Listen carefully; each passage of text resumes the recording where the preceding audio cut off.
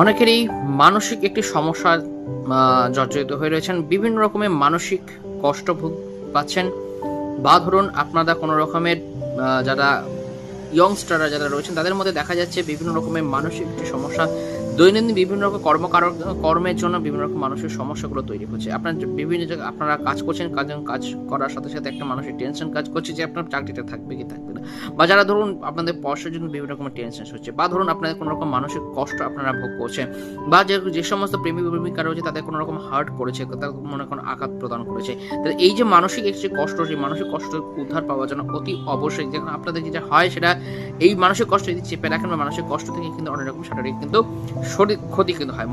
মন কিছু সপ্তাহে কিন্তু আগে মন হচ্ছে সমস্ত কিছু প্রসন্ন প্রাপ্তির জন্য। মন যদি আপনাদের ভালো থাকে দেখবেন আপনার অর্থনৈতিক সমস্ত কিছু কিন্তু ভালো থাকছে।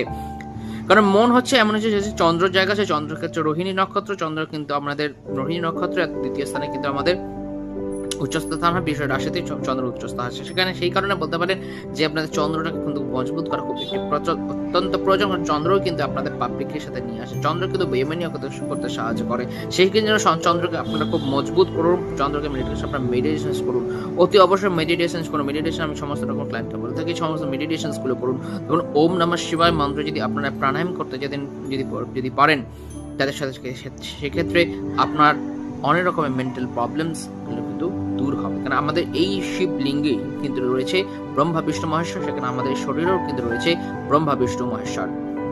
এই পোস্টেই আমার একটি পোস্ট থাকবে, দেখবেন আপনারা দেখতে পাবেন। একটা শিবলিঙ্গ কিন্তু আমাদের ব্রহ্মা বিষ্ণু মহেশ্বর আমাদের সমস্ত রকম ইচ্ছা পূরণ বা ইত্যাদি করার জন্য কিন্তু অত্যন্ত আবশ্যক। মেডিটেশন